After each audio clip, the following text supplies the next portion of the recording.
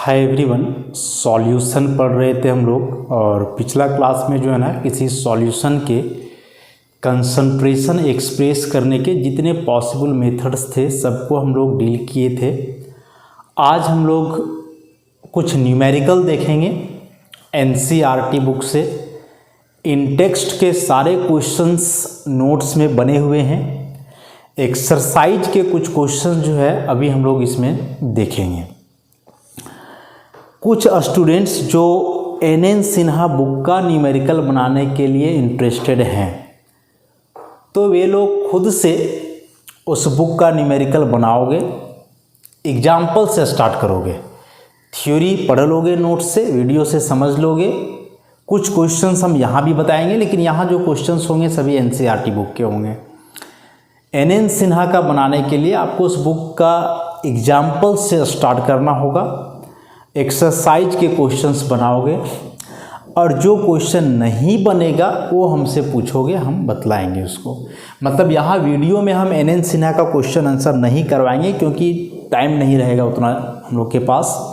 Already बहुत बड़ा unit है और एनसीईआरटी का सारा न्यूमेरिकल्स हम करवा रहे हैं, तो एन सिन्हा का खुद से करना होगा और जो दिक्कत हो फिर हमसे पूछोगे। तो अभी जो एक दो क्वेश्चंस हम लोग लिख करके रखे हुए हैं एनसीईआरटी बुक का, एक्सरसाइज का question number 2.7। A solution is obtained by mixing 300 gram of 25% solution and 400 gram of 40% solution by mass. Calculate the mass percentage of resulting solution. देखो इसमें दो सॉल्यूशन है, एक 300 ग्राम 25% और दूसरा 400 ग्राम 40% का। ऑब्वियसली यह जो परसेंटेज दिया हुआ रहता है ना वह सॉल्यूट के लिए होता है, सॉल्यूट के लिए होता है।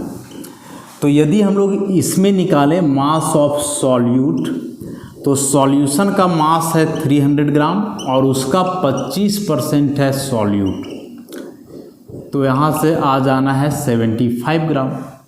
उसी प्रकार से यहाँ यदि निकालोगे मास ऑफ सॉल्यूट तो 400 ग्राम है सॉल्यूशन और इसमें सॉल्यूट है 40%, ये भी कट जाना है, यह आ जाएगा 160 ग्राम। अब बोल रहा है कि दोनों सॉल्यूशन को मिक्स किया जा रहा है, तो मिक्स करना है तो टोटल मास जो होगा सॉल्यूट का, टोटल मास, टोटल, तो दोनों सॉल्यूशन का जोड़ देंगे हम लोग 75 ग्राम प्लस 160 ग्राम, तो याद आना है 235 ग्राम। उसी प्रकार से मास ऑफ सॉल्यूशन यदि निकालना चाहे हम लोग टोटल मिलाने के बाद, तो कितना, इसका 300 ग्राम और इसका 400 ग्राम, तो कितना आ जाना है 700 ग्राम। अब यहाँ से हम लोग निकालेंगे mass percentage of resulting solution. तो रिजल्टिंग सॉल्यूशन का जब मास परसेंटेज निकालोगे तो रिजल्टिंग सॉल्यूशन में जो सॉल्यूट का अमाउंट है 235 ग्राम, सॉल्यूशन का जो हुआ 700 ग्राम इंटू 100, तो ये कट जाना है और आ जाएगा कितना 3, फिर 3 बचेगा 4, तो ये 5 अप्रॉक्स %। तो यह जो आया यह स्ट्रेंथ सॉल्यूट के लिए है।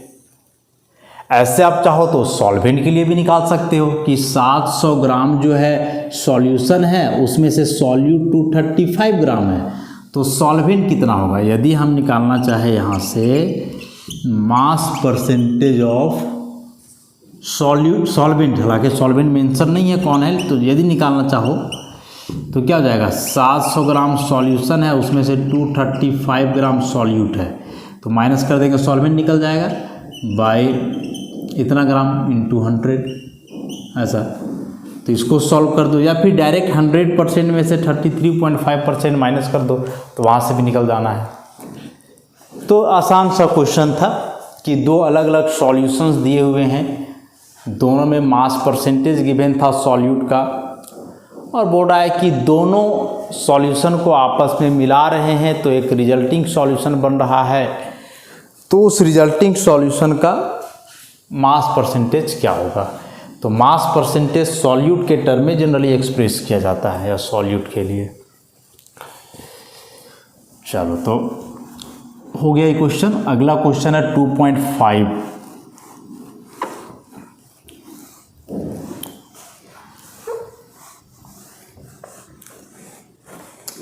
और 2.5 क्या है कि ये solution of glucose in water is labelled as 10% weight by wait.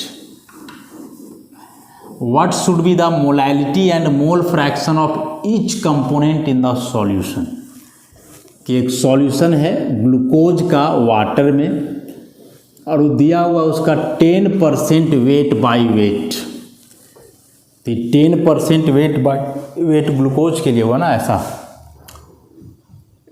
10% weight by wait glucose solution in water. तो क्या इसका मतलब हुआ 10% weight by wait glucose solution in water का मतलब हुआ कि 10 ग्राम ग्लूकोज 100 ग्राम सॉल्यूशन में है।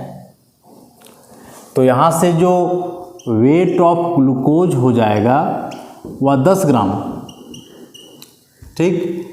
तो वेट ऑफ वाटर कितना हो जाएगा, तो देखो पूरा सॉल्यूशन है 100 ग्राम, उसमें से 10 ग्राम तो ग्लूकोज ही रह गया, तो बचा कितना 90 ग्राम। निकालना हम लोग को है मोलैलिटी मोल फ्रैक्शन और बाद में मोलैरिटी भी। तो मोलैलिटी निकालने का फॉर्मूला क्या है, number of moles of solute by mass of solvent. तो ग्लूकोज और वाटर में ऑब्वियसली ग्लूकोज यहाँ सॉल्यूट हुआ, लेसर अमाउंट में प्रेजेंट है। तो नंबर ऑफ मोल्स निकालने के लिए सबसे पहले हम लोग को मोलर मास वगैरह का कैलकुलेशन करना होगा। तो यदि आप निकालोगे मोलर मास ऑफ ग्लूकोज, क्या फॉर्मूला होता है C6H12O6, कितना आ जाएगा 12 × 6 + 1 × 12 16 × 6 72 + 12 + 96। तो याद आना है 180 ग्राम पर मोल। उसी प्रकार से मोलर मास वाटर का हम लोग जानते हैं H2O 18 ग्राम पर मोल।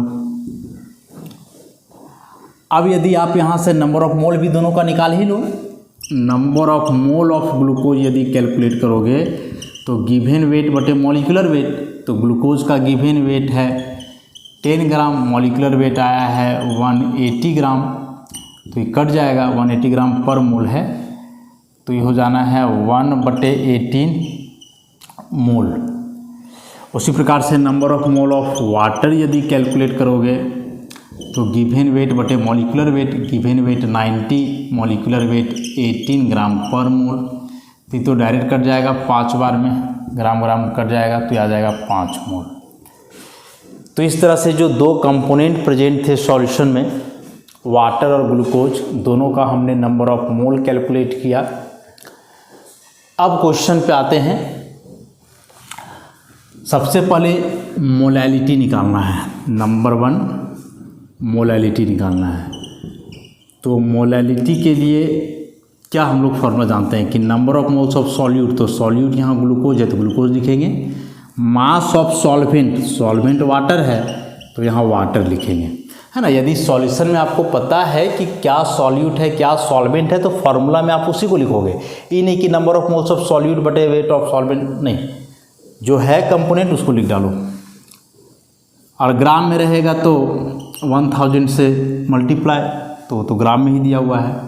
Number of moles of glucose क्या आया है 1/18 मोल।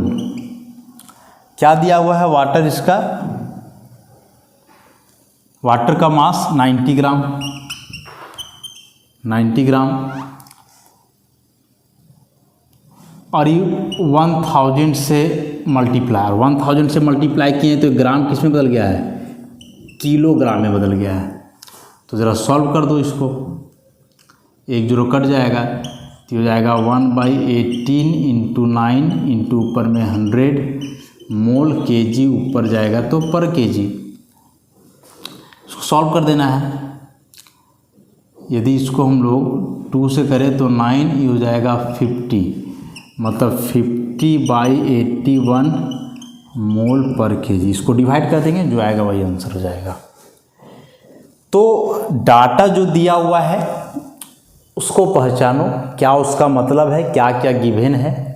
उसके बाद आप क्वेश्चन में जाओ कि निकालना क्या है, और जो निकालना है फिर उसका फॉर्मूला याद करो कि उसका टर्म को कैलकुलेट करने के लिए, निकालने के लिए उसमें क्या क्या लग रहा था। तो जैसे मोलैलिटी निकालना है तो इसमें number of mole of glucose चाहिए था, वेट ऑफ वाटर।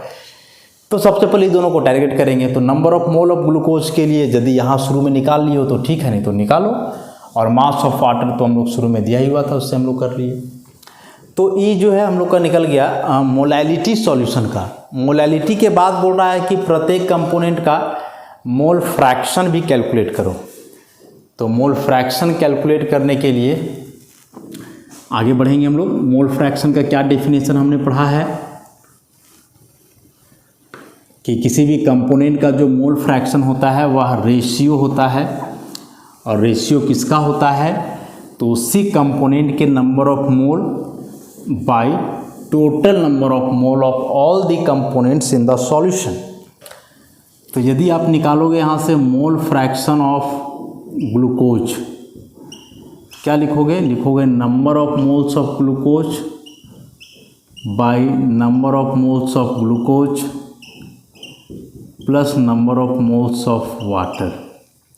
ग्लूकोज का नंबर ऑफ मोल्स आया है 1/18, फिर यहाँ 1/18 प्लस 5 सॉल्व कर देंगे 1/18, और ये पूरा हो जाना है एलसीएम लेकर के 18, तो 1 + 90 ये हो जाना है 1/18 इंटू 18/91 कट जाएगा तो 1/91। ठीक, तो यहाँ से ग्लूकोज का मोल फ्रैक्शन निकाल लिए। अब यदि वाटर का मोल फ्रैक्शन निकालना हो तो 2 तरीका है। यदि आप वाटर का मोल फ्रैक्शन निकालना चाहते हो तो 2 तरीका है। चूँकि सॉल्यूशन में 2 ही कंपोनेंट्स प्रेजेंट हैं, एक का मोल फ्रैक्शन आपने निकाला तो दूसरा का निकालने के लिए क्या करोगे, 1 - मोल फ्रैक्शन ऑफ ग्लूकोज। ऐसे तो जो आएगा इसको सॉल्व कर दो, या फिर आप पूरा फॉर्मूला लिखो कि number of mole of water by number of mole of water plus number of mole of glucose.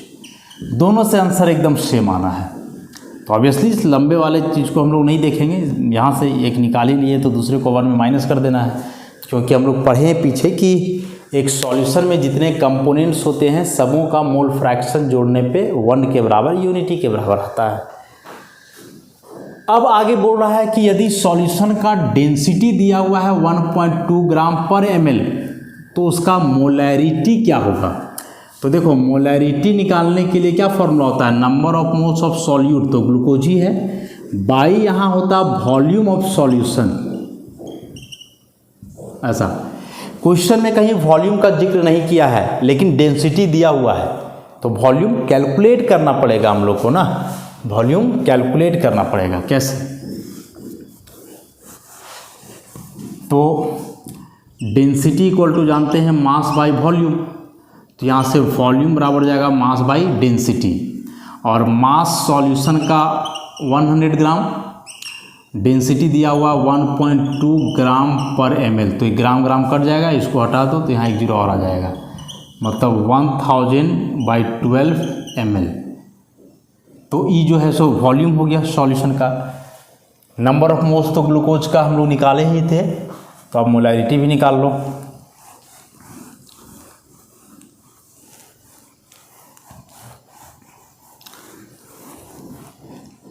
तो अब जब मोलैरिटी निकालेंगे,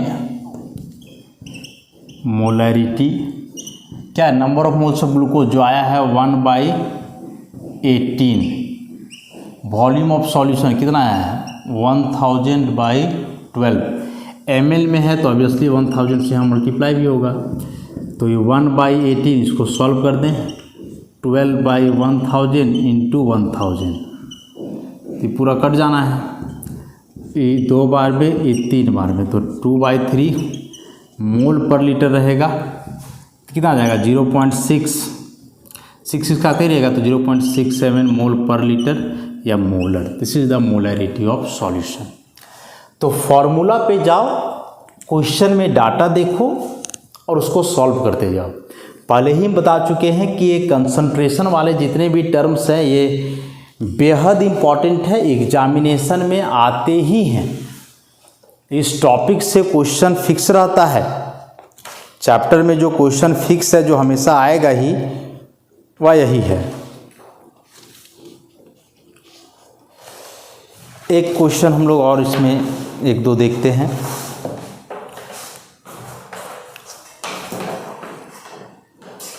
जो बेहद इम्पॉर्टेंट क्वेश्चंस हैं।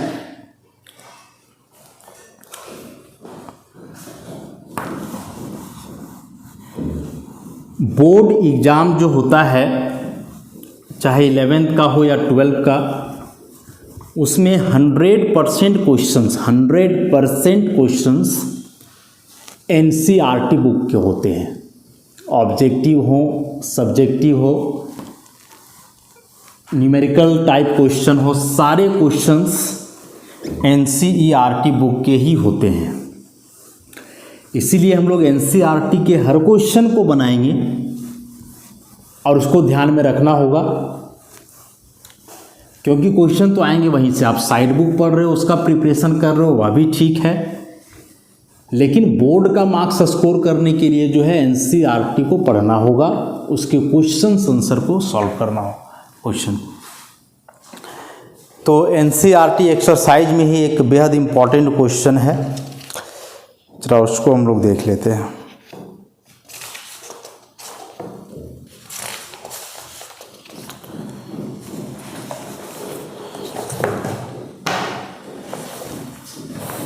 और काफ़ी बड़ा न्यूमेरिकल है, 5 मार्क्स के लिए फाइनल एग्जाम में पूछा जा चुका है एक बार।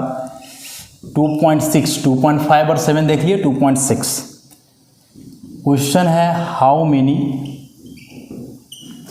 Millilitres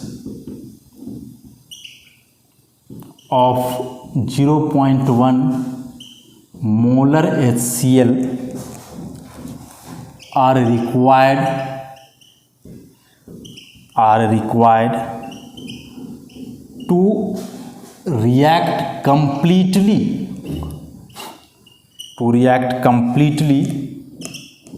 with 1 gram mixture of sodium carbonate and sodium bicarbonate containing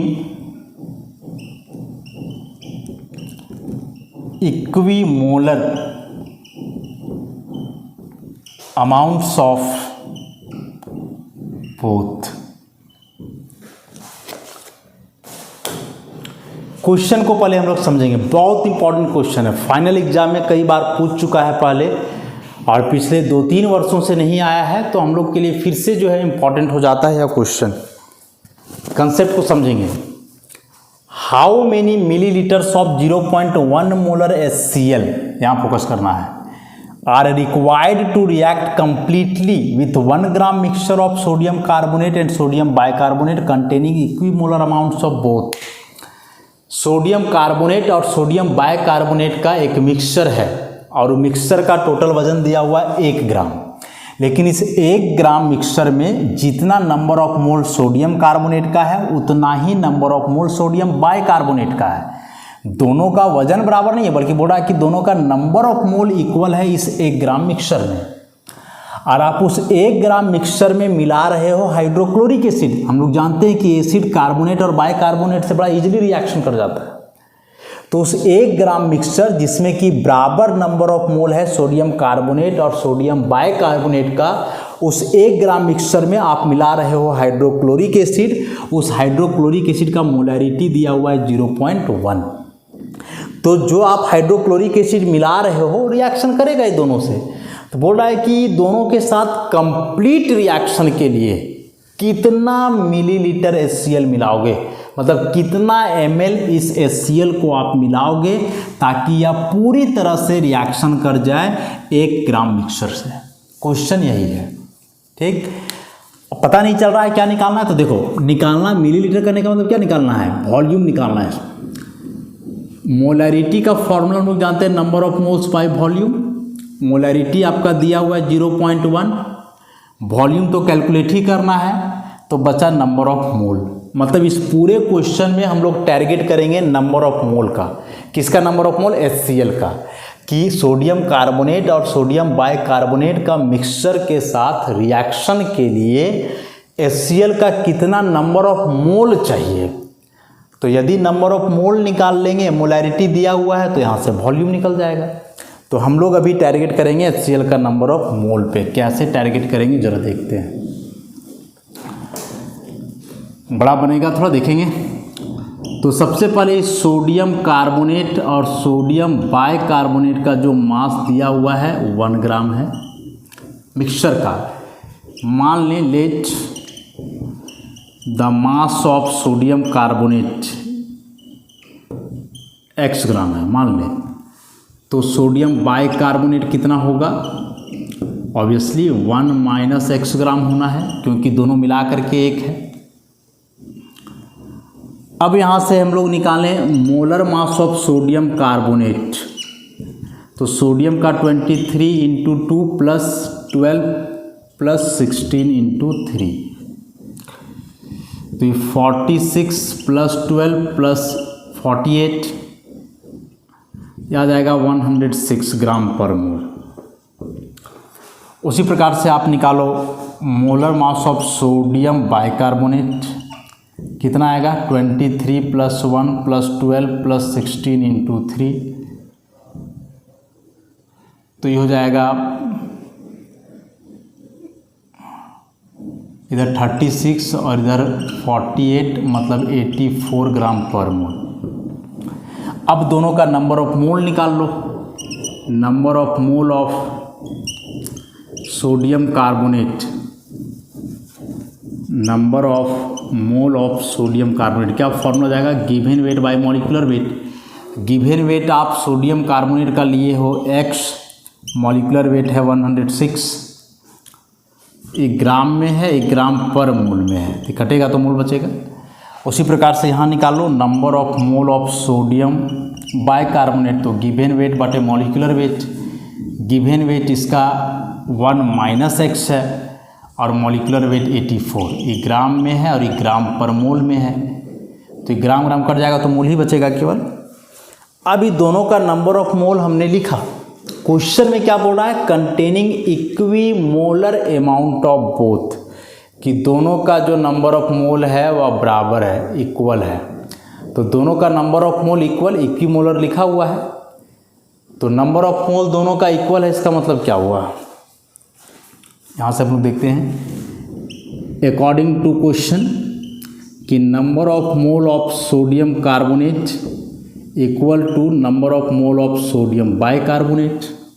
तो इसका नंबर ऑफ मोल निकाले हम लोग x बटे 106 और यह है 1 - x बटे 84, यहाँ से x निकाल लो, क्रॉस मल्टीप्लाई करो, हो जाएगा 84x, इधर 106 - 106x, ये माइनस वाला इधर आ जाएगा, जुड़ जाएगा तो हो जाएगा 190x = 106, सो x = 106 बटे 190। अभी 106 को 190 से डिवाइड करोगे तो आता है 0.56, 0.56 आ गया। अब जब x = 0.56 आ गया तो अब फाइनली यहाँ से निकालो इसको, number of mole of sodium carbonate अब क्या हो जाएगा, x बटे 106 था, मतलब 0.56 बटे 106, तो 0.56 को 106 से डिवाइड करोगे तो ये आ जाता है 5.283 × 10⁻³ -3, 5.283 × 10⁻³ अब चूंकि क्वेश्चन में दिया हुआ है कि दोनों का नंबर ऑफ मोल बराबर है, तो सोडियम बाइकार्बोनेट का भी यही होगा, सोडियम बाइकार्बोनेट का भी यही होगा, मतलब दोनों का नंबर ऑफ मोल इतना आ गया 5.283 इंटू 10⁻³ अब HCl को मिक्सचर में मिला रहे हैं, माने यहाँ तक हमने क्या किया कि इस मिक्सचर में दोनों का कितना नंबर ऑफ मोल था वो पता किए। अब HCl को मिलाओगे तो बोल रहा है कि HCl ही दोनों से रिएक्शन करेगा। तो अब यहाँ आता है कि आखिर HCl ही दोनों से रिएक्शन किस प्रकार से करता है। Now HCl reacts with sodium carbonate and sodium bicarbonate as follows। किस प्रकार से रिएक्शन करता है दोनों से, तो रिएक्शन लिखते हैं सोडियम कार्बोनेट प्लस 2HCl लिखना होगा, तब बनेगा 2NaCl plus CO2 plus H2O। ऐसा क्या देख रहे हैं हम लोग कि सोडियम कार्बोनेट का यहाँ 1 मोल है तो HCl का कितना मोल है, 2 मोल है। इक्वेशन में यही ना है कि सोडियम कार्बोनेट का 1 मोल से कंप्लीट रिएक्शन के लिए HCl का 2 मोल चाहिए। तो लिखेंगे कि since 1 mole sodium carbonate is equivalent to 2 mole HCl, तो सोडियम कार्बोनेट का रिएक्शन में कितना मोल प्रेजेंट है, इतना। Therefore 5.283 into 10⁻³ mole of sodium carbonate required 2 into 5.283 into 10⁻³ mole HCl दिया जाएगा 6 इतना 10.576 into 10⁻³ mole HCl। Sodium carbonate के साथ कंप्लीट रिएक्शन के लिए HCl का इतना मोल चाहिए। तो उसी प्रकार से सोडियम बाइकार्बोनेट के साथ कितना चाहिए, सोडियम बाइकार्बोनेट के साथ कितना चाहिए, तो इक्वेशन लिखना होगा फिर से वैसे ही।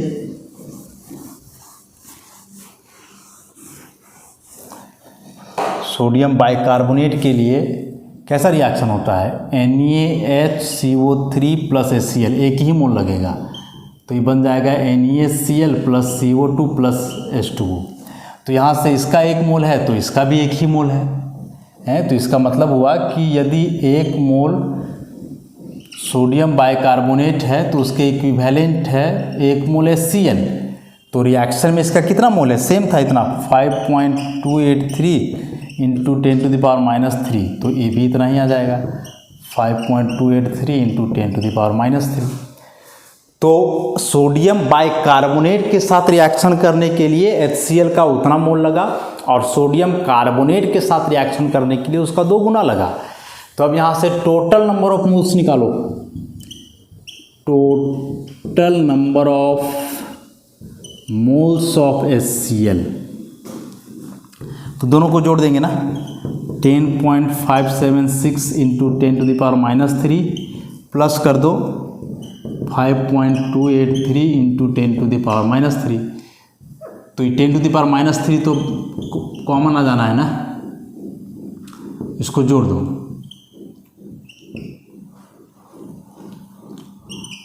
तो यह आ जाएगा 15.856 इंटू 10⁻³ अब यहाँ से आओ, मोलैरिटी इक्वल टू क्या होता है भाई, तो हो जाएगा number of mole of HCl by volume of solution into 1000। Molarity दिया हुआ था कितना 0.1 मोल पर लीटर, नंबर ऑफ मोल आया 15.856। हाँ वॉल्यूम क्या होगा इसका, तो वॉल्यूम तो कैलकुलेट करना है इनटू 1000 ऐसा। तो जरा इसको सॉल्व कर लें हम लोग।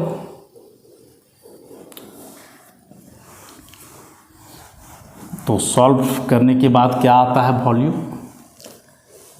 तो ये वॉल्यूम को यहाँ कर दें, ये है हम लोग का इतना मोल है ना, तो V इक्वल टू हो जाएगा 15.856 इंटू 10⁻³ है, ये छूट गया है यहाँ, इंटू 1000 बटे 0.1, ठीक।